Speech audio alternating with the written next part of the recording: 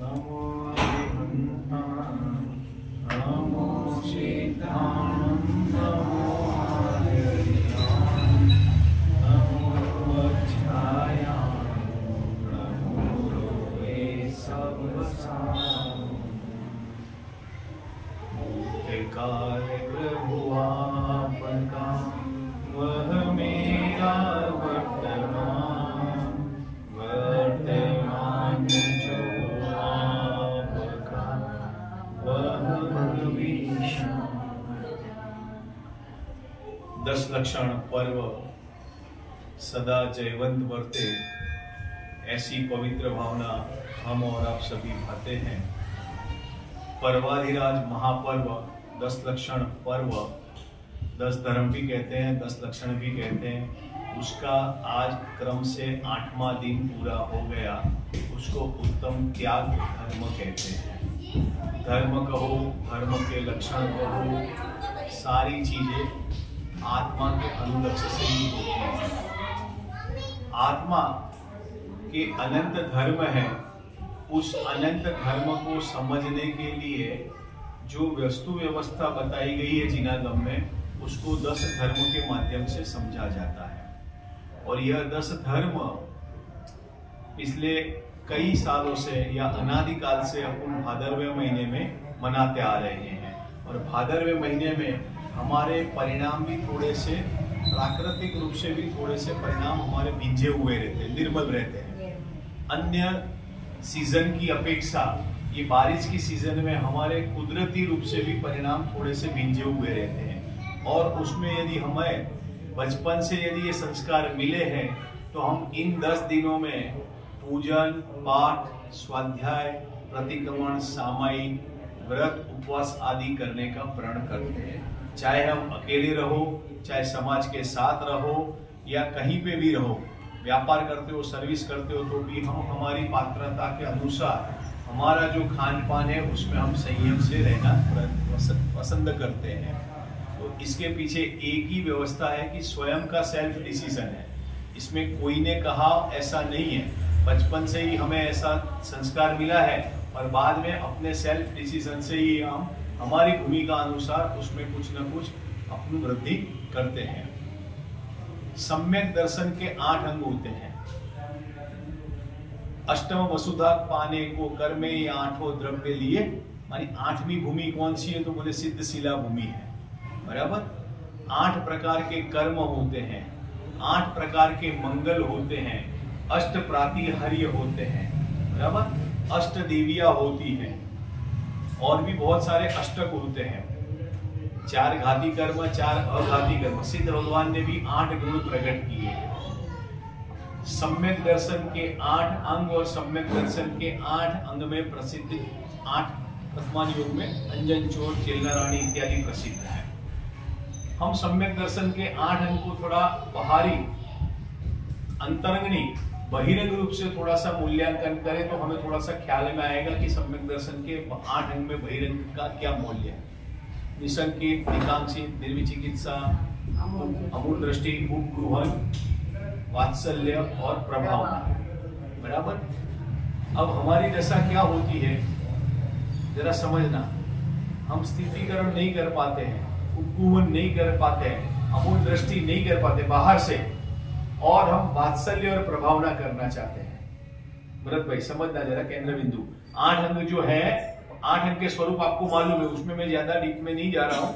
निशंकित, निकांक्षित, निर्विचिकित्सा, उपगृहन, अमूल दृष्टि इत्यादि, स्थितिकरण इत्यादि में हम ज्यादा उलझते नहीं है। हमारी दृढ़ता कैसी है वो हमें ज्ञात नहीं है।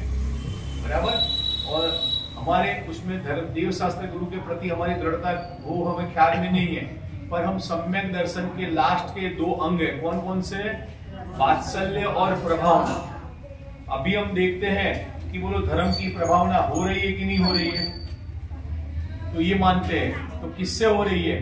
तो जो ज्ञानी जीव होता है उनको पहले नंबर के क्रम से दृढ़ता होती है सम्यक दर्शन की। व्यवहार के कर्म की बात कर रहा हूं। व्यवहार के जो अष्टांग है, निश्चय के 8 अंग तो ज्ञानी को एक साथ होते हैं, पर व्यवहार के 8 अंग में जो निश्चय है उसके जो व्यवहार के अंग होते हैं उसमें सबसे पहले निसंकित इत्यादि अंगों का मूल्य होता है उसके बाद प्रभावना और वात्सल्य का अंग होता है। यह वात्सल्य और प्रभावना 7वें नंबर पे वात्सल्य, 8वें नंबर पे प्रभावना है।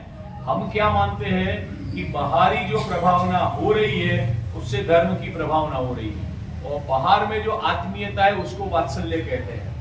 अंतरंग में नहीं, अभी बहिरंग में ही जरा झांक करके देखे तो रत्नकण श्रावकाचार्य में पंडित सदाशिवदास जी ने बहुत अच्छा लिखा है कि पंचम काल में जो जैन श्रमिक लोग हैं, श्रमिक नहीं मानी श्रेष्ठी गण है, श्रमिक मानी वो श्रेष्ठी गण है, उनको यथार्थ में वात्सल्यपना है ही नहीं। क्या कहा? पंचम काल में जो श्रेष्ठी गण है उनको यथार्थ में श्रेष्ठीपना है तो वात्सल्य अंग है ही नहीं। क्यों नहीं है? तो उसके पीछे उन्होंने बहुत सारा खुलासा किया है कि वह जहां पे भी वात्सल्य दिखाता है तो अपना निजी स्वार्थ ढूंढता है। अब आप प्रैक्टिकल सोच लेना, इसको किस दृष्टिकोण से सोचना है, किस दृष्टिकोण से हम सोच रहे हैं और क्या अभिप्राय होना चाहिए। और प्रभावना यदि हम करते हैं तो बाह्य में जो हमें प्रभावना दिखती है उसको हम प्रभावना मान लेते हैं, और बाद में क्या होता है वो दोनों चीजें रहती है कि नहीं रहती है, वात्सल्य भी नहीं रहता है और प्रभावना भी नहीं रहती है। उदाहरण के तौर पे आप देखें कि कोई बहुत बड़ा सेठ हो और वो यदि हमें स्वामी वात्सल्य रखता है तो उसके पीछे उसका अभिप्राय क्या होता है? लोक व्यवहार में क्या होता है? कोई अपने से ऐसी मित्रता रखता है, लोक व्यवहार में क्या होता है कि भाई अपना काम करने के लिए वो काम करता है, मानी स्वार्थ के परे से रखता है। और यदि प्रभावना होती है तो बाहर में अपने को चकाचौंध दिखती है, पर भीतर देखने जाओ तो दिया तले अंधेरा जैसी परिस्थिति है। बराबर, ये सब प्रैक्टिकल है, उसमें ज्यादा मैं इसलिए उपयोग नहीं कर रहा कि अपने को सारी चीजें मालूम है। बराबर, जहां रहते हैं वहां पे भी ये चीजें हमें देखने को मिलती है। हमें अभी भौतिक चकाचौंध में कितनी भी प्रभावना दिखती हो, पर आज से 50 साल पहले की जो प्रभावना और विशुद्धता थी वो आज हमें दिखती है कि नहीं दिखती है? भरत भाई, क्यों नहीं दिख रही है? टेक्नोलॉजी तो बढ़ गई है, सुविधा बढ़ गई है, समझाने की लोगों की शक्ति बढ़ गई है, समझने की लोगों की शक्ति बढ़ गई है, पर हमारा जो मानसिक संतुलन विचार है सबका, जो हम पुराने हैं वो भी और नए हैं उनका सबका माइंड नैरो माइंडेड हो गया। ये प्रैक्टिकल है, जरा सोचना, कहीं गलत हो तो मुझे बता देना। मानी हम लोग नैरो माइंडेड हो गए हैं। अकेले जैन हुए ऐसा नहीं है, पर हम जैन हैं, जिनेंद्र भगवान की आज्ञा मानते हैं, इसीलिए ये समझना जरूरी है। अन्य का जो हो वो हो, मानी नैरो माइंडेड का क्या होता है, हमें टेम्पररी जो है उसका इलाज या टेम्पररी चमत्कार हमें अच्छा लगता है, पर परमानेंट जो सॉल्यूशन है उस पर हमारा ध्यान नहीं जाता है। जो पुराने जो लोग थे, हमारे बुजुर्ग लोग थे, जो एक्टिविटीज करते थे, पूजन पाठ स्वाध्याय मंदिर में भक्ति इत्यादि जो भी कुछ कार्यक्रम करते थे, तो उसमें उनका जो जुड़ान था और हमारा जो जुड़ान है वो कैसा है। यहां ऐसा नहीं है। मैं एक एग्जांपल उसमें थोड़ा सा कड़क ऐसा देता हूं कि हमारे खान पान में पॉलीपैक आ गया है, मानी पैकेट वाला खाना आ गया है, यहां ऐसा नहीं है, तो उसके कारण हमारा मानसिक विचार भी पॉलीपैक हो गया है।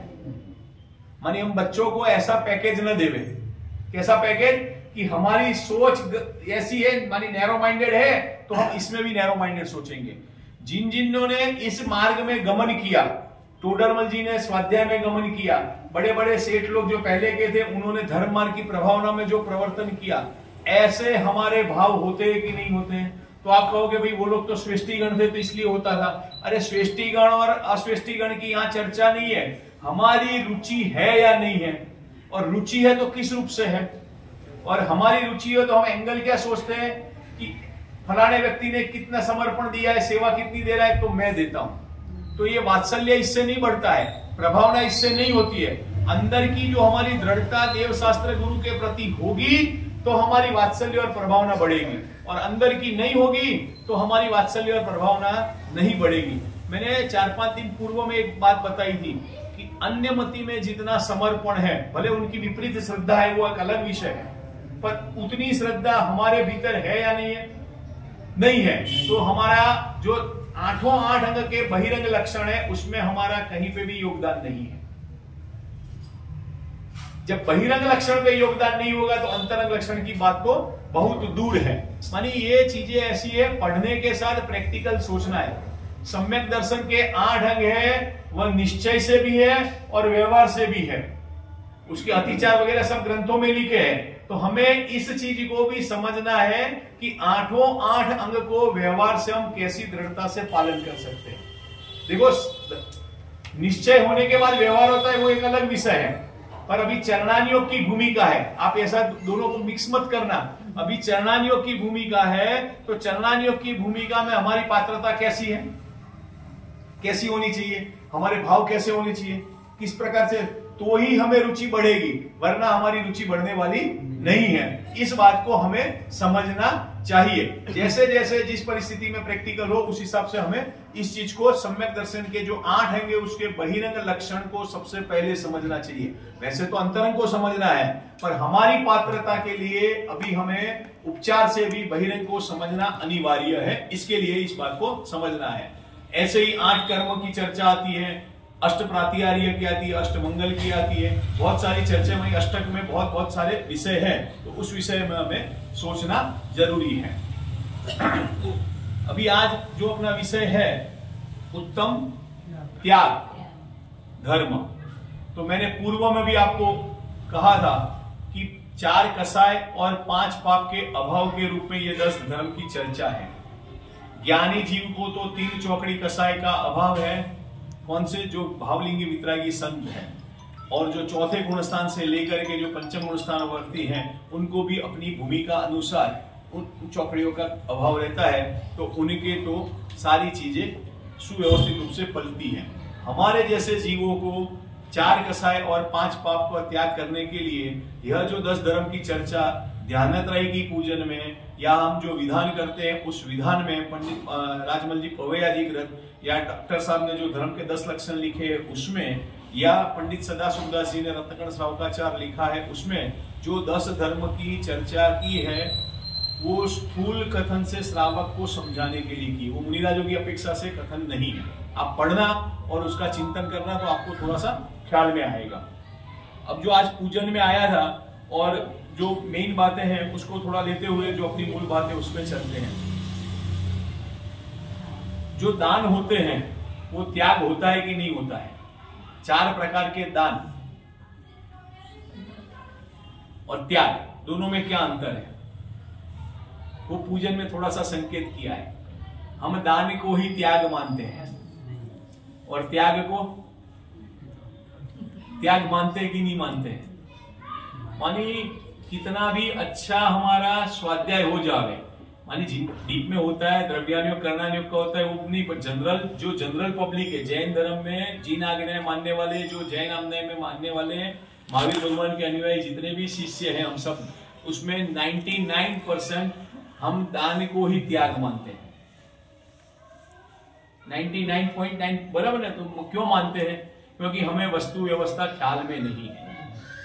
10 धर्म किसके हैं? आत्मा के कि पर के? आत्मा के। तो संयम, तप, त्याग आत्मा के होने चाहिए कि पर के होने चाहिए? आत्मा के होने चाहिए। तो संयम हम शरीर का करेंगे, तप शरीर का करेंगे, और दान दूसरी चीज का, शरीर का नहीं दे रहे, दूसरी चीज का दे रहे, तो बोलो हमें धर्म प्रकट होगा कि नहीं होगा? नहीं आया समझ में? शरीर की क्रिया करोगे तो धर्म होगा? नहीं होगा। शरीर की क्रिया करोगे तो तप होगा? तो नहीं होगा। शरीर की क्रिया करोगे तो संयम होगा? नहीं होगा। उपदेश दिया जाता है वो एक अलग विवक्षा है। वैसे ही हम दान देते हैं तो दान तो हम दूसरी चीज का देते, शरीर का तो देते नहीं है, बराबर? तो वो शरीर का, अरे जो दूसरी चीज का दान देते हैं तो उससे धर्म होता है कि नहीं होता है? नहीं होता है। तो दान देना चाहिए कि नहीं देना चाहिए? देखो, देना अलग विषय है, समझना अलग विषय है। जैन धर्म में क्रिया, अभिप्राय और परिणाम तीनों का योगदान है। क्रिया का अकेला योगदान नहीं है, क्रिया है, अभिप्राय है और परिणाम। क्रिया के अनुसार हम अभिप्राय करते हैं कि अभिप्राय के अनुसार क्रिया करते हैं, क्रिया भी करते हैं और अभिप्राय करते हैं, और उस जो अभिप्राय हमारा भीतर में पड़ा है उस अनुसार हमें उसका फल मिलता है। क्रिया का फल नहीं मिलता है। जैन धर्म में क्रिया का कहीं पे भी फल नहीं मिलता है। क्रिया का फल जैन धर्म में नहीं मिलता है। हमारा जो अभिप्राय है उस अभिप्राय के अनुसार हमें फल मिलता है, बराबर? पॉइंट क्या है अभी अपना जो है वो कौन सा है? दान है, वह धर्म है या नहीं है? त्याग धर्म की बात तो बहुत दूर की। दान है वह धर्म है कि नहीं है। अब आप कहोगे भी नहीं है तो हम दान देवे कि नहीं देवे। देखो वो भी विषय इसमें बहुत स्पष्टता से समझाया है। जो जीव जैन है, जिन आज्ञा मानता है और व्यवहार से यदि उसके दान के भाव नहीं होते तो उसको जैन नहीं कहा है, बराबर। यहां तो बेसिक जो सिद्धांत है, चलो व्यवहार से दान को धर्म कह सकते कि नहीं कह सकते भाई साहब? व्यवहार से कह सकते हैं। अच्छा, व्यवहार किस में लागू पड़ता है? व्यवहार किस में लागू पड़ेगा? निश्चय होगा तो व्यवहार लागू पड़ेगा। चलो एक पॉइंट वो। अब जो सिद्धांत है वो निश्चय है, तो सिद्धांत के अनुरूप व्यवहार लागू पड़ेगा कि सिद्धांत के बिना अनुरूप व्यवहार लागू पड़ेगा? नहीं आया समझ में? सिद्धांत के अनुरूप व्यवहार लागू पड़ेगा ना। मानी मेरे लिए ही निश्चय लागू पड़ेगा और मेरे लिए व्यवहार लागू पड़ेगा, पर दान की क्रिया तो पर द्रव्य की है, बिल्कुल स्पष्ट पर रूप से है, तो वो करने से धर्म होगा कि नहीं होगा? तो बोले व्यवहार से भी धर्म नहीं है। तो बोले ग्रंथों में लिखा है तो, पर बोले ग्रंथों में लिखा है तो उसकी विवक्षा समझो कि व्यवहार के व्यवहार को धर्म कहा है या उससे जो कार्य होता है उसके लिए कहा है। थोड़ा कंफ्यूजन होगा। पहले तो ये दिमाग में लगाओ कि दान वह त्याग धर्म है या नहीं है? नहीं है पक्का। तो फिर दान देना भी नहीं और त्याग धर्म करना भी नहीं। त्याग है वह आत्मा का अंग है और दान है वह आत्मा का अंग नहीं है। त्याग धर्म है, अंग मानी धर्म है, बराबर। अब दान है वो क्या है? वो आत्मा का अंग नहीं है, बराबर।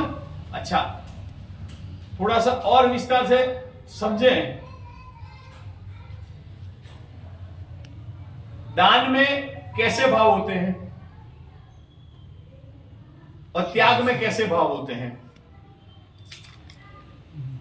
थोड़ा सा इसका डिफरेंस सोचें। दान में कैसे भाव होते हैं या होने चाहिए, और त्याग में कैसे भाव होते हैं? नहीं आया समझ में? अरे दान में पुण्य रूप भाव होते हैं या पाप रूप भाव होते हैं?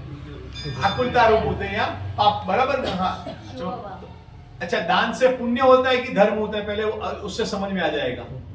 पुण्य होता है। तो पुण्य है वह धर्म का काम है कि आश्रव का काम है? इतना ख्याल में आ गया? मानी दान देना वह धर्म नहीं है, दान देना वह आश्रव है। इतना समझो। दान देना वह धर्म नहीं है, दान देना वह आश्रव है, बराबर। और त्याग है वो क्या है? त्याग है वो धर्म है, बराबर। त्याग है वो धर्म है, दान है वो आश्रव है। पुण्य है, अभी आश्रव को आपको बोलने में थोड़ा पेट में दर्द हो तो आप पुण्य मान लो, मुझे कोई आपत्ति नहीं है, पर पुण्य को आश्रव ही कहा है ना, बराबर। अच्छा, दान है उसमें कितनी चीजों की जरूरत होती है और त्याग है उसमें कितनी चीजों की जरूरत होती है?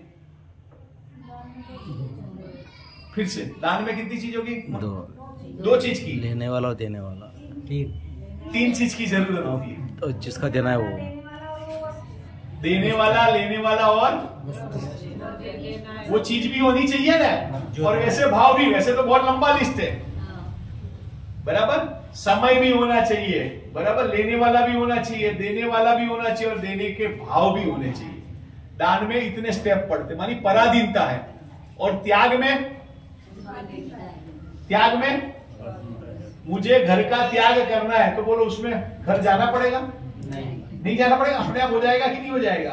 मानी त्याग में कहीं पे भी पराधीनता नहीं है। पॉइंट्स ख्याल में आया?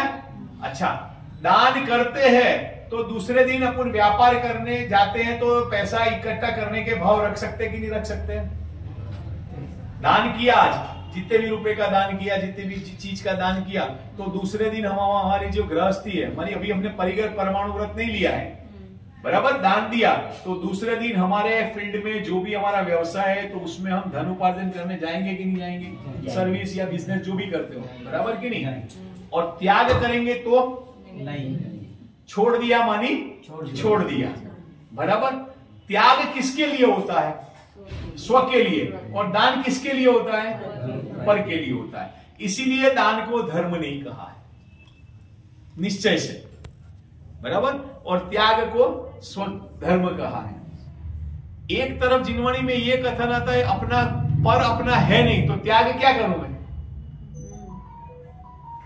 थोड़ा सा इससे संकेत ही किया, मानी पर पदार्थ मेरा है नहीं तो मैं त्याग क्या करूं? त्याग उपादान शून्यत्व शक्ति है आत्मा में, न ग्रहण कर सकता है न छोड़ सकता है, तो मैं त्याग क्या करूं? घर त्यागना वो त्याग है? पैसे रुपए पैसे छोड़ना वो त्याग है? तो वो तो पर है ना, स्त्री पुत्र दे छोड़ना वो त्याग है, तो वो तो वैसे ही पर है, वो तो वैसे ही अपने नहीं है। तो त्याग किसको कहते हैं?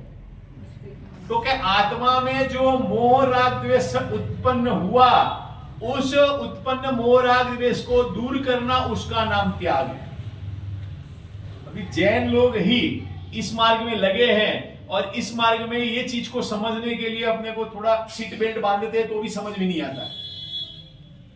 हमने दान को ही क्या मान लिया? त्याग मान लिया है। चलो कोई बात नहीं, बहुत सारे मैंने 25-30 पॉइंट निकाले, पर मैं थोड़ा सा बोलते जाता हूं कि इसमें देखूंगा तो मेरा उपयोग बढ़ जाएगा, बराबर। अब जो जिस चीज का दान होता है उस चीज का त्याग होता है कि नहीं होता है? दान कितने प्रकार का है? 4। आहार दान, अभय दान, औषधि दान और ज्ञान दान, बराबर। सबके स्वरूप आपको मालूम है, ठीक है। अब जो 4 प्रकार के दान हैं, तो 4 प्रकार का त्याग हो सकता है।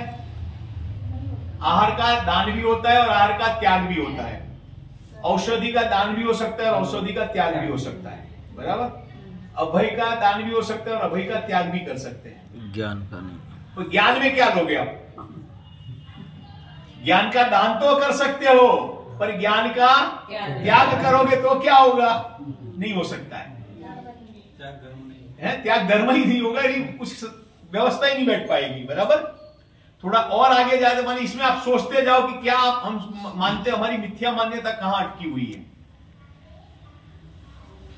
दान देते हैं तो कुछ चीजें दान देते हैं तो उसका त्याग भी होता है, और कुछ चीजों का त्याग नहीं होता है, और कुछ चीज त्यागते हैं तो भी उसका दान होता है, और कुछ चीज है वो त्याग ही होता है, दान नहीं होता है। नहीं आया समझ में? मैं पढ़ के बताऊं? कुछ चीज दान की जा सकती है पर त्याग नहीं की जा सकती है। जैसे ज्ञान का दान किया जा सकता है पर उसको छोड़ा नहीं जा सकता है। कुछ चीजें त्याग की जा सकती है पर दान नहीं की जा सकती है। जैसे राग द्वेष है, माँ बाप है, स्त्री पुत्र इत्यादि है, उसको हम दान दे सकते हैं क्या? राग द्वेष का त्याग हो सकता है पर उसका दान नहीं हो सकता है, बराबर। और कुछ चीज है जिसका दान और त्याग दोनों होता है। औषधि, आहार और अभय, उसका त्याग भी होता है और उसका दान भी होता है, बराबर। चलो यहां उपयोग नहीं लगा, मानी ये थोड़ा सा संकेत कि यहां उपयोग नहीं लगा, तो अपन थोड़ा सा और गंभीरता से सोचते हैं। दान करते हैं तो उसमें पुण्य बनता है, बराबर। अब ज्ञान दान करते हैं तो ज्ञान दान का फल किसको मिलता है? ज्ञान लेने वाले को मिलता है कि ज्ञान देने वाले को मिलता है? दोनों को। थोड़ा सा उत्तर मैंने पहले इसीलिए दे दिया, थोड़ा स्पीड में भी बोल गया। ज्ञान दान देने में धर्म किसको होगा? अब थोड़ा सा ट्विस्ट करके पूछ रहा हूं। देने वाले को धर्म होगा कि लेने वाले को होगा? किसको होगा पंडित जी साहब? ज्ञान जो दे रहा है उसको तो पुण्य बंधेगा, बराबर है ना? कहीं गलत हो तो बताना। और ज्ञान जो ले रहा है उसको धर्म होगा। मानी बहुत सारा अंतर है सोचने में। आहार दान औषधि दान में नहीं लगा है, हम ज्ञान दान को ही समझे। ज्ञान जो देता है तो उसको पुण्य बंधेगा कि धर्म होगा? पुण्य बंधेगा। और जिसने ज्ञान ग्रहण किया, महावीर के जीव ने सिंह की पर्याय में सम्यक दर्शन प्राप्त किया, सिंह की जीव ने उपदेश सुना और 2 चारण रिद्धिधारी मुनिराज ने उपदेश दिया, तो उपदेश दिया तो मुनिराज को क्या बंधेगा? पुण्य बंधेगा। और सिंह ने उपदेश सुना तो उसको क्या होगा? उसको धर्म होगा। तो दान देने से ऐसे सैद्धांतिक रूप से भी धर्म नहीं होता है, पुण्य बंधता ही है, बराबर। अब दान को करना कि नहीं करना, अब वो मुद्दा यहां आता है। दान को करना कि नहीं करना? देखो, करने से कुछ होता है क्या? करने से और भाव बिगड़ते हैं। हमें सहजता से ऐसा विचार आना चाहिए कि भी हमें दान करना है, बराबर। करना है मानी बोलने में आता है, तो उसमें शास्त्र में 4 प्रकार के दान की बात आती है, ज्ञान दान, औषधि दान, आहार दान और अभय दान। और प्रथमान योग में आदिनाथ राजा से लेकर के अभी तक दान में एक ही प्रसिद्ध व्यक्ति का नाम आया है। किनका आया है? श्रेयांश राजा का, और किसी का नाम नहीं आया है, और वो भी उनका आहार दान में श्रेष्ठ आया है। ऐसे ज्ञान दान में तो बहुत सारे हैं, बराबर, ज्ञान दान में तो बहुत सारे हैं, मानी आहार दान में सर्वोपरि नाम किनका आता है? श्रेयांश राजा का आता है, बराबर।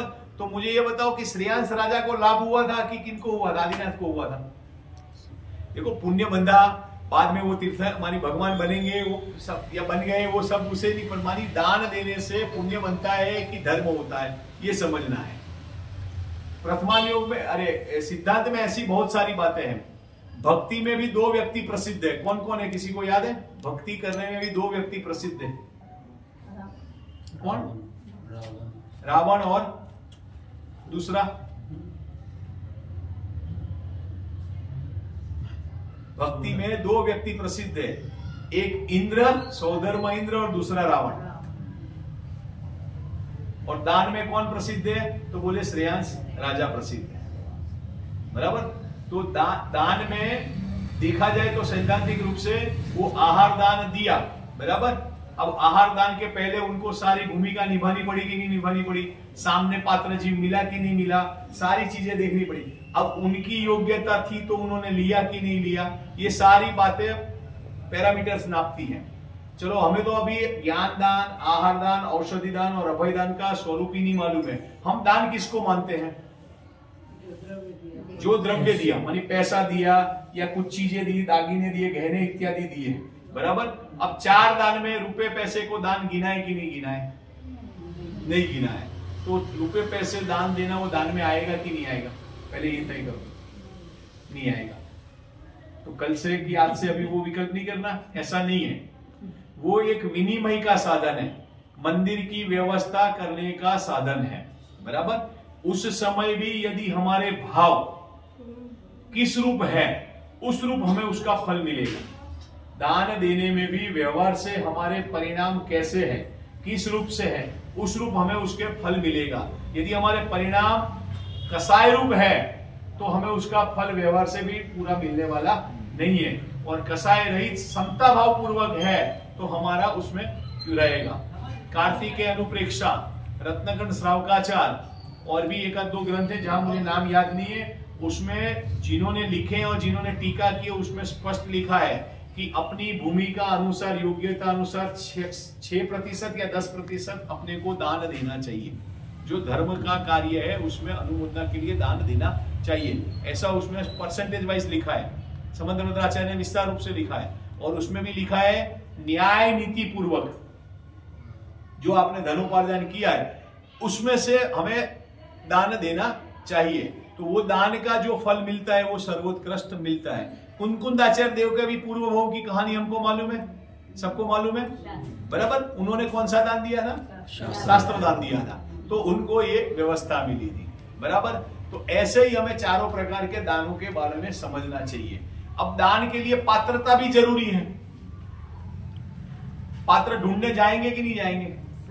अब जाएंगे तो उस समय हमारे भाव रहेंगे कि नहीं रहेंगे?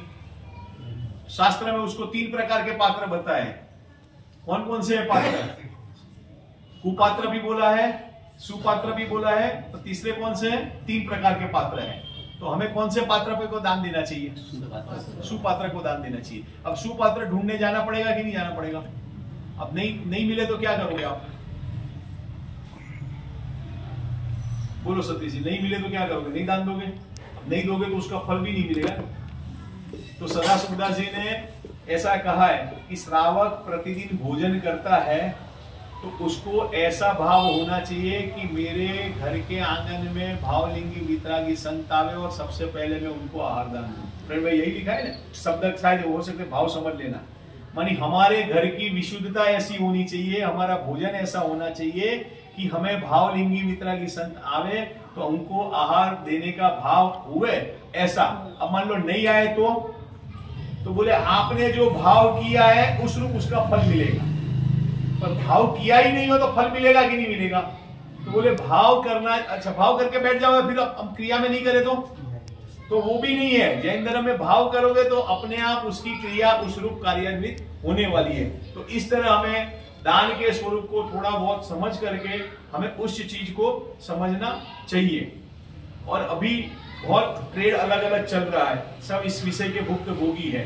तो हमारे अभिप्राय में हमें देखो, माँ के पास भी यदि हम मांग करके खाएं तो उसमें किसकी महिमा है? माँ के पास जाए, अपन अपनी माँ के पास जाए और उसको मांग करके हमें कुछ भोजन लेना पड़े तो किसकी महिमा है? माँ की है कि बेटे की है? दोनों में से किसी की नहीं आया, समझ में नहीं आया। मानी हमारा कर्तव्य है, माँ का तो है ही, माँ के पास जाना ही नहीं पड़ता, इसलिए मैंने माँ का उधर माँ के पास मांग करके खाने की नौबत नहीं आती है। बराबर, माँ का मानी माँ के लिए तो बच्चा कितना भी बड़ा हो जाए, माँ की ममता तो वैसी की वैसी रहती है।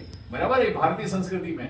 तो हमारा ऐसा कर्तव्य है कि हम जो भी गतिविधि करें तो उसमें हमें किसी को भी मांगने की नौबत आवे, वैसा नहीं करे तो उसका फल उस हिसाब से मिलता है। मानी कहने का तात्पर्य यही है। अब उदाहरण को, सिद्धांत को इस रूप से लेना है। और जिनागम में आज तक जितनी भी प्रभावना हुई है उन सब में निरतिचा रूप से यदि प्रभावना चली है तो ऐसी ही प्रभावना से कार्य हुआ है। हम सोचे कि हमारे देने से, हमारे करने से दान की प्रभावना होती है, तो वो व्यवस्था कहीं पे भी नहीं है। आप कहीं पे भी देख लो, पुराने मंदिर देख लो या और कोई भी चीजें देख लो, तो उसमें हमारे करने से कुछ नहीं होता है। मानी हम हमारे पास कोई मांगे और हम देवे तो काम का है, कि बिना मांगे देवे तो काम का है? मानी हमारा विवेक भी जागृत होना चाहिए। कैसा होना चाहिए कि भी यहाँ ये चीज की आवश्यकता है तो हमें उसमें देना सहजता से चाहिए। उसके और भी बहुत सारे विचार है। अभी लॉजिक ऐसा भी चलने लगा है कि 4 प्रकार के दान देना है। तो कोई हॉस्टल है तो हॉस्टल में हम यदि डोनेशन देते हैं तो उसमें 4 प्रकार के दान का फल मिलेगा कि नहीं मिलेगा? बच्चा पढ़ाई कर रहा है, MBBS कर रहा है, इंजीनियर बन रहा है, जो भी है, और उसमें हमने डोनेशन दिया, नहीं दान के रूप में, पढ़ाई के रूप में दिया, वो नहीं कह रहा हूं मैं। तो उसमें उसको जो खाना खा रहा है तो उसमें दान हुआ, तो वो आया, वो बीमार हो जाता है तो उसकी दवाई का आया, वहां उसके एडमिनिस्ट्रेशन होता है तो उसकी अफेयर अच्छा हुई, और वहां उसको जो नॉलेज मिल रहा है तो ज्ञान हुआ। तो वो 4 प्रकार का दान का फल मिलेगा कि नहीं मिलेगा? मिलेगा। एग्जाम्पल मैंने थोड़ा फास्ट बोल दिया, मिलेगा? नहीं मिलेगा। मिलेगा तो क्यों मिलेगा, नहीं मिलेगा तो क्यों नहीं मिलेगा? है सच्चा दान नहीं है ऐसा। आपने कैसे कह दिया कि सच्चा दान नहीं? बच्चा पढ़ करके तो अपनी ही सेवा करने वाला है ना, दूसरे की थोड़ी करेगा। माँ बाप की तो करेगा ना, और समाज की करेगा। तो वो दान में नहीं आएगा कि नहीं आएगा? क्या उत्तर आना चाहिए? है दान में नहीं आएगा? है विद्यादान है। तो वही हुआ ना, ज्ञान दान विद्यादान हुआ। वो पढ़ रहा है, खाना खा रहा है, तो वो भी आहार दान हुआ कि नहीं हुआ? थोड़ा सोचना पड़ता है इसके लिए। ऐसा नहीं है कि हो जाएगा, ऐसा नहीं है। मानी इसीलिए पात्र दान बोला है। पात्र किसको कहा है जैन धर्म में? जो रत्नत्रय में उत्कृष्ट जीव है उसको पात्र कहा है। उसकी भूमिका अनुसार दान होता है। ख्याल में आया? उसके अलावा कहीं हम ऐसी चीजें करते हैं तो वो दान में नहीं आती है, ये समझ लो। सब लिखा है रत्नाकर सावकाचार्य में, सब लिखा है कि दान के समय हमें कैसे भाव करना चाहिए, किस रूप से करना चाहिए। मानी देखो, हम सुनते हैं, जरा समझना, सुनते हैं पर समझते नहीं हैं। पढ़ते हैं तो अनुकरण नहीं करते हैं। दोनों चीजें, सुनते हैं तो समझते नहीं है, और पढ़ते हैं तो अनुकरण नहीं करते। इसीलिए हमें यह चीज मालूम नहीं है। मान लो मैं सही बोल रहा हूं कि गलत बोल रहा हूं, मेरे पे निर्णय मत करो आप, भले जिनवाणी सामने है।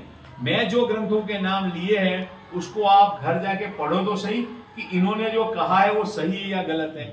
फिर आप अपना विवेक जागृत करो कि हाँ ये बात सही है, बराबर। तो अपने को पता चलेगा कि ये व्यवस्था, मानी व्यवहार से भी यदि हम दान करते हैं, लोक व्यवहार में भी, तो उसका भी फल हमें सही रूप से मिलता नहीं है। और शास्त्र में इसको व्यवहार से दान क्यों कहा है? वो भी 4 प्रकार के दान श्रावक मुनिराज को देता है।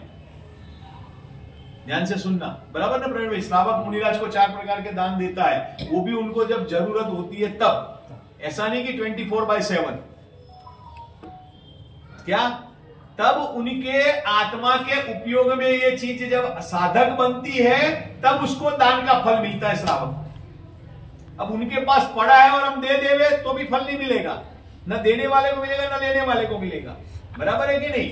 अब देखो आपने देखो आदिनाथ की स्टोरी पूरी सुनी है, उनको कितने महीने तक आहार नहीं मिला और 6 महीने तक लिया नहीं और 6 महीने तक उनको विधि नहीं मिली। बराबर। अब उन्होंने दिया, किन्होंने दिया? श्रेणिक राजा ने। अब दिया तो फिर वो उन्होंने क्या किया? आहार लेकर के क्या किया? आदिनाथ मुनिराज ने अपने आत्मा में उपयोग लगाने के लिए चले गए कि और कुछ विषय में चले गए। तो दान जब देते हैं तो वो सामने वाला क्या कार्य कर रहा है वो हमें पूरा ध्यान में रहना चाहिए, चाहे लौकिक करो चाहे धार्मिक करो, और उसमें ये चीज भी, इसमें सारी चीजें गर्भित है। तो चारों प्रकार के जो दान है, ज्ञान दान, आहार दान, औषधि दान और अभय दान, तो ये चीजें हैं वो किसमें काम में आती है? वो उनकी मित्रता में साधक बनती है, बाधक नहीं। बराबर। वो कौन सी रानी है जो क्या नाम था, अजगर खा रहा था? अनंगरा। बराबर। बराबर। तो उस समय उसके पिताजी आए थे, घटना आपको मालूम है। बराबर।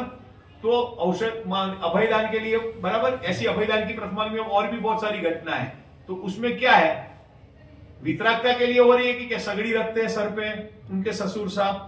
बराबर है कि नहीं? सियालनी खा जाती है, तो सारे चीजों में चीजें होती है। तो उसमें वो जो अभयदान देते हैं, जो भी घटना में दे रहे हो, बराबर, पांडवों पे भी उपसर्ग हो रहा था। तो आत्म साधना में यदि साधक होता है तो वो अभयदान कार्यकारी है, और आत्म साधना में साधक नहीं होता है तो वैसे अभयदान दे दो। तो मैं श्रावक हूं, मुझे ठंड लगे तो आप मेरे लिए समझो रजाई की व्यवस्था कर दो, गर्मी लगे तो एसी की कर दो। बराबर है कि नहीं? तो ये दान में नहीं गिना जाता है। बराबर है ना? ये हमारे प्रमाद का विषय है, मानी ये चीजें सारी की सारी इसमें तर्क के साथ लिखी है। अब आते हैं त्याग। तो त्याग का वास्तविक अर्थ एक ही है, मानी 6 द्रव्यों 10 से 10 धर्मों का एक ही अर्थ है कि मोह राग द्वेष का उत्पन्न नहीं होना, उसको त्याग कहते हैं। अब मोह राग द्वेष का उत्पन्न नहीं होना उसको त्याग कहा, पर त्याग कुछ करने को त्याग कहते हैं। अब निश्चय से जो त्याग धर्म है उसकी चर्चा चल रही है। त्याग शब्द है तो त्याग करने का नाम है कि न करने का नाम त्याग है? फिर से पूछ रहा हूं, मोह राग द्वेष छोड़ने का नाम त्याग है कि कुछ न करने का नाम त्याग है? वो भी व्यवहार से त्याग है। आत्मा में उतरना वो निश्चय त्याग है। त्याग शब्द पे मत जाओ, उसके भाव पे जाओ, उसके अर्थ के साथ उसके भाव की गहराई में पकड़ो तो उसमें ख्याल आएगा। देखो, मोह राग द्वेष को छोड़ना ये कहना भी एक उपचार है। क्या कहा? क्योंकि हम लोग मोह राग द्वेष से परिचित हैं और आत्मा से अपरिचित है। हमें आत्मा में रहना यही कहना है। आत्मा में रहेंगे तो मोह राग द्वेष अपने आप नष्ट हो जाएंगे, उसका नाम व्यवहार से त्याग है। बराबर। दान तो छोड़ ही दो अभी, वो तो सबसे बड़ा, पर त्याग में, निश्चय में अपनी आत्मा में उपयोग लगाना वह त्याग है, और व्यवहार से मोह राग द्वेष का अभाव करना उसका नाम त्याग धर्म है। बराबर। मैंने पहले या दूसरे दिन बताया था, वो चक्की का उदाहरण दिया था। बराबर। पत्थर की चक्की का जो क्या होता है, हत्था होता है, हाथा। बराबर। वो घूमता है, फिर घूम करके कहां जाता है? वहीं पे वहीं आ जाता है। कहा? जहां अपना यहां पे है वैसे ही। बराबर। वो बाबू भाई ये उदाहरण बहुत लेते थे, बड़े बाबू भाई फतेहपुर वाले। तो ये घूम करके यूं आ गया, तो यूं आ गया तो 10 धर्म में कसाई से बताएंगे, क्रोध से, मान से, माया से, संयम से, तप से, त्याग से, आकिंचन से, ब्रह्मचर्य से। पर बताने के बाद बताएंगे क्या? कि ये सारे के सारे धर्म आत्मा के हैं, और आत्मा को लक्ष्य से करेंगे तो हमें बाकी की चीजें समझ में आएगी। अब आत्मा का लक्ष्य नहीं करेंगे तो बाकी की चीज हमें समझ में आने वाली नहीं है। तो त्याग को हमें इस रूप से समझना अनिवार्य है। और राग आदि, अब उसमें मिथ्यात्व तो पहले ले ही लेना है। मिथ्यात्व, मोह राग द्वेष आदि का अभाव होना, वह व्यवहार से त्याग धर्म है, और निश्चय से आत्मा में लगना यह धर्म है। अब इसको ज्ञानी जीव पे घटाओ। जो 4 चौकड़ी कसाय, तीन चौकड़ी कसाय जिन्होंने अभाव किए, उन पे घटाओ। तो उन्होंने 3 चौकड़ी कसाय का जो अभाव किया है, अब वो त्याग धर्म के धनी है, तो वो क्या आत्मा में उपयोग लगाते हैं कि बाहर में कसाय को तोड़ने रूप उपयोग लगाते हैं? स्पीड में बोल गया मैं। 3 चौकड़ी कसाय का जिनका अभाव है वह अपना जीवन ध्यान अध्ययन में लगाते हैं, बराबर। मानी 6ठे 7वें में झूलते हैं, बराबर। अब 6ठे 7वें में झूलते हैं तो 6ठे में आते हैं, तो आने के लिए आते हैं कि 7वें में जाने के लिए आते हैं? अरे आप मंदिर में आए हो तो मंदिर में आने के लिए आए हो कि वापस घर जाने के लिए आए हो? देखो, भावलिंगी संतों की एक निराली महिमा होती है, ज्ञानी जीवों की निराली महिमा होती है। वो हमेशा दूर रहते हैं। किससे दूर रहते? सारे प्रपंचों से दूर रहते हैं। मानी यहां उनको जो धर्म अंगीकार करना है उसके लिए जो उपचार से जो क्रिया करते हैं, तो वो करने के लिए करते हैं कि न करने के लिए करते हैं? मानी करने के लिए करते हैं ऐसा हमें लगता है, करना है ऐसा हमें लगता है, पर उनको ये क्रियाएं नहीं करना है उसके लिए वो करते हैं। थोड़ा घुमा के पूछा, ऐसा लगा मुझे। मानी सीधी हिसाब है, वो 6ठे गुणस्थान में रहते हैं तो वो वहां रहने के लिए रहते हैं कि 7वें में जाने के लिए रहते हैं? तो 7वें में जाने ये सुना हुआ है, बराबर। तो 6ठे में रह करके वो काम क्या करते हैं? तो जो काम करते हैं उसको कहते हैं व्यवहार धर्म। 6ठे में तो रहते, अपने स्वरूप में तो 7वें में जाते, पर 6ठे में आए तो 6ठे में उन्होंने ध्यान किया, शास्त्र लिखा, पठन किया, हो सकता है उपदेश भी दिया हो, बराबर। ये सारी चीजें जो एक्टिविटीज होती है, बराबर, वो सब एक्टिविटी वो उसमें रहने के लिए नहीं कर रहे हैं, वो किसके लिए कर रहे हैं? 7वें में जाने के लिए। थोड़ा और पूछूं, ये जो ज्ञानी भगवंतों ने ग्रंथ लिखे हैं, हम लोग ये बड़े ईमानदारी से प्रतिभाई बोलते हैं, प्रणव में बोलते हैं कि अपने लिए लिखे। बोले ये बात सही है कि गलत? मानी हमारे लिए लिखे ऐसा बोलते हैं ना, कई जन से हमने ये सुना होगा। थोड़ा गंभीरता से सोचो, अपने लिए लिखे ऐसा हो सकता है? मेरे दादा ने, मेरे पिताजी ने तो मेरे लिए कुछ छोड़ने का विकल्प भी किया होगा, पर कुंकुम आचार्य देव को ऐसा मालूम थोड़ी था कि 2000 साल के बाद ऐसे कोई बंदे पकेंगे, ऐसे कोई स्वाध्याय प्रेमी, उसके लिए लिखा होगा समयसर ग्रंथ? प्रश्न समझना जरा गंभीरता से। हम क्या बोलते हैं? भावुकता के वश, भावुकता में सब कुछ पॉसिबल है, पर सिद्धांत में कोई चीज पॉसिबल नहीं है। भावुकता में हम क्या बोलते हैं कि ज्ञानी जीवों ने जो जिनवाणी लिखी है वो हमारे लिए लिखी है। बोलो ये बात सही है या गलत है? आप थोड़ा छाती पे हाथ रख के सोचो। ऐसा विचार आएगा कि उनको तो उनके परिवार या निकटवर्ती का विचार नहीं आता है, तो कई बहू के बाजू वाले का विचार कहां से आएगा? तो उन्होंने जो लिखा है वो आत्मा में जाने के लिए उन्होंने लिखा है। 6ठे गुणस्थान में जो गाथाएं लिखी है ना, वो आत्मा में जाने के लिए लिखी है, पर हम हमारा स्वार्थ देखते हैं कि विज्ञानी जीवों ने शास्त्र हमारे लिए लिखे, ऐसा हम बोलते हैं। बोलने में कोई दोष नहीं है, मानने में भी कोई दोष नहीं है, पर उनके अभिप्राय में हमारा दोष नहीं होना चाहिए, ये समझना जरूरी है।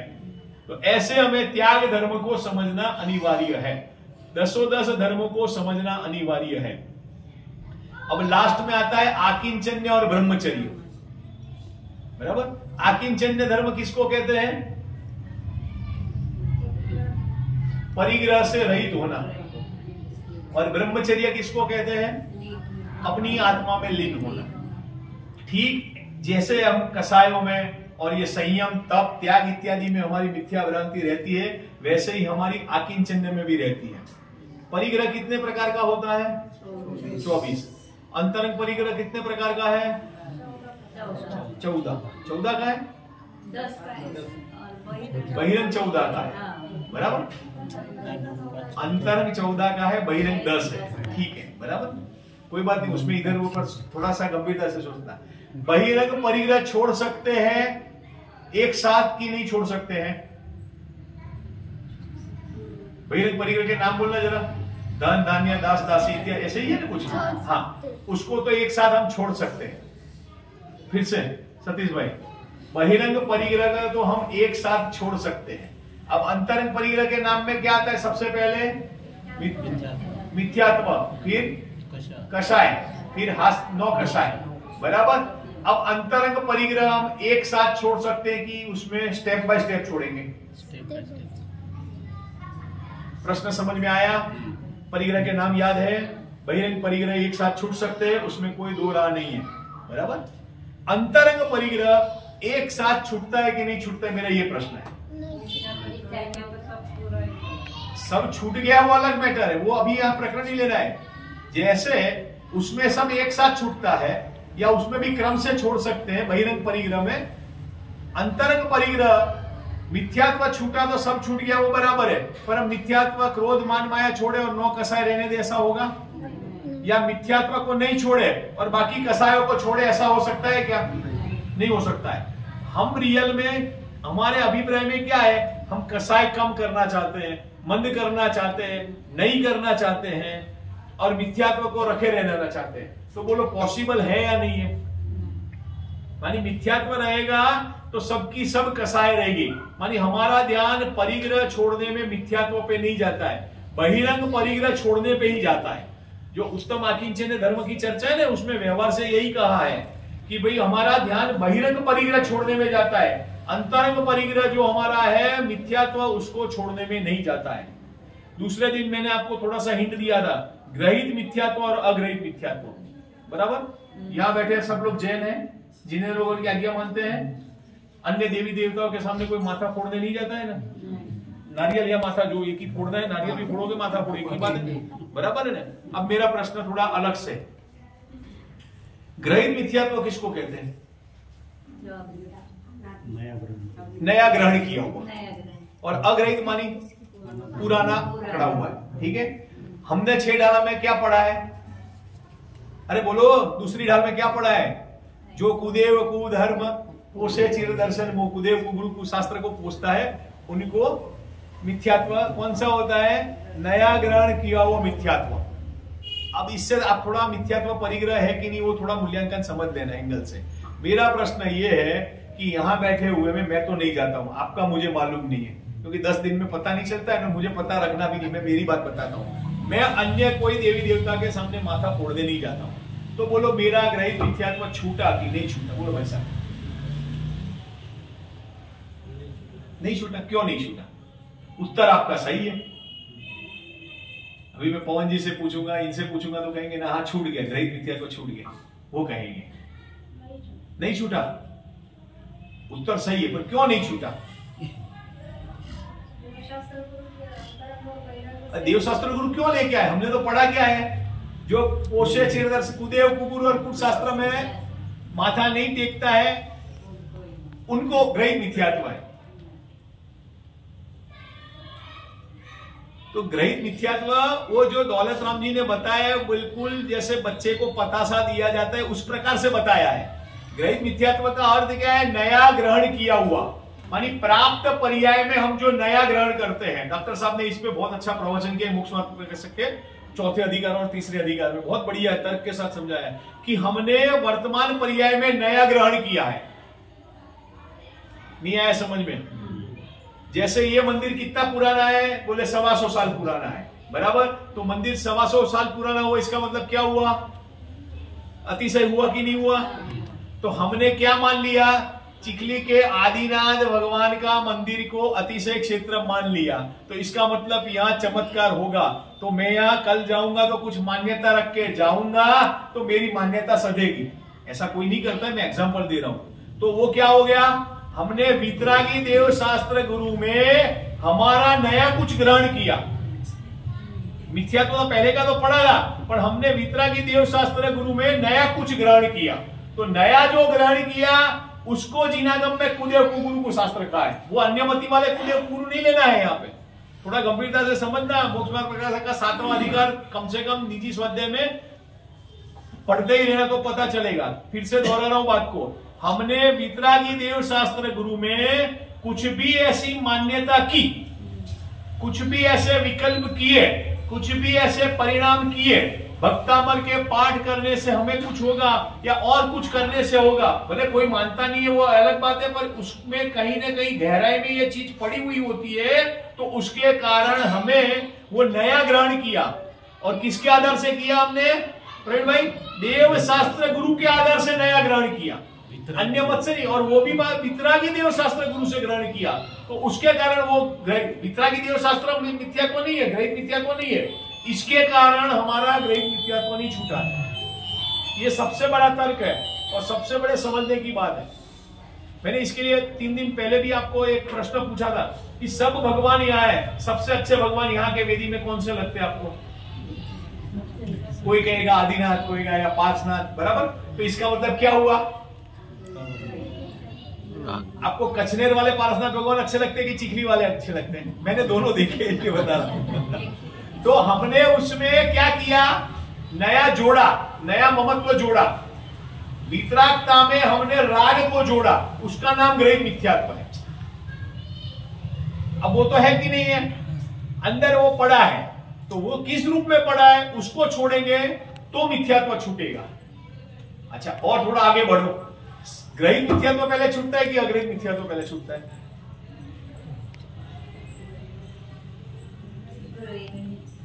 आप तो घबरा गए। ग्रहित पहले छूटता है, क्यों? क्योंकि हमने नया ग्रहण किया, बराबर। और थोड़ा आगे चले, 4 गति में, सभी गति में मिथ्यात्व होता है, ये तो मानते हो आप, बराबर। संगी पंचेंद्रिय जो जीव होते हैं सब में वो मिथ्यात्व, बाकी में तो है ही, पर उनको व्यक्त या अव्यक्त पता नहीं चलता है। अब मेरा ये प्रश्न है, ये ग्रहित और अग्रहित मिथ्यात्व 4 गति में से कौन सी गति में पाया जाता है?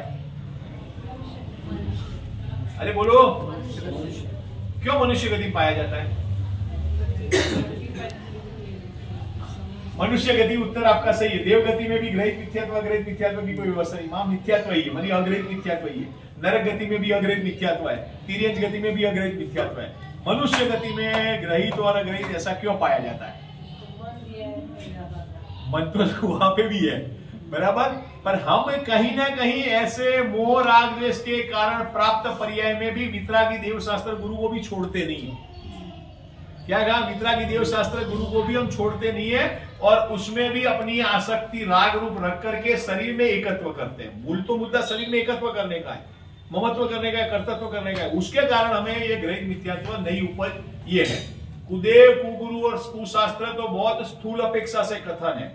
जो पहली बार जिन मंदिर में आया है उनके लिए कथन, ये समझो। जो रोजाना स्वाध्याय करता है, चिंतन करता है, पूजन पाठ करता है, उनको ये समझना चाहिए कि हम वितरागी देव शास्त्र गुरु में ग्रहित मिथ्यात्व रखते हैं कि नहीं रखते हैं, उसको हमें समझना बहुत जरूरी है।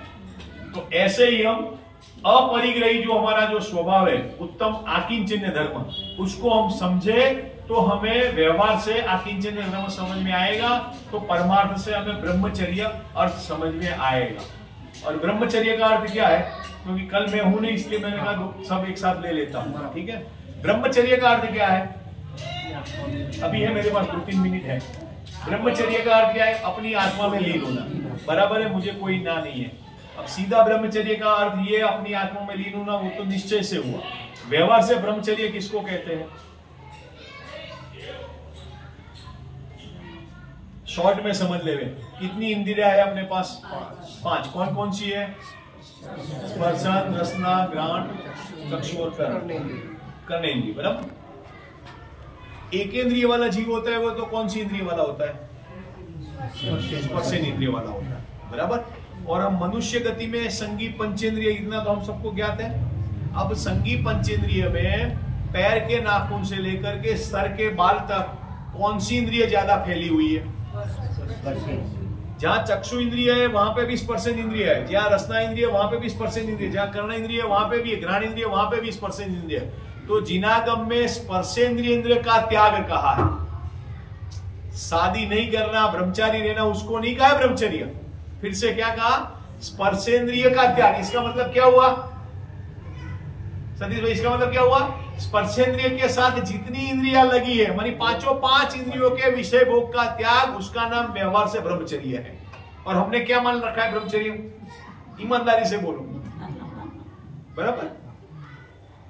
तो ब्रह्मचर्य का ये स्वरूप है। आप पूजन पढ़ो तो उसमें भी यही आएगा, रत्नगण श्रावकाचार्य में भी यही लिखा है। मानी ब्रह्मचर्य मानी 5 इंद्रियों के विषय का त्याग, बराबर। अब 5 दिन हम संयम से रहते, ब्रह्मचर्य से रहते, व्यवहार से, बराबर, ठीक है। अब खाना हमने प्रमादवश मिष्टान खा लिया, तो बोलो हमारा ब्रह्मचर्य को पला कि नहीं पला?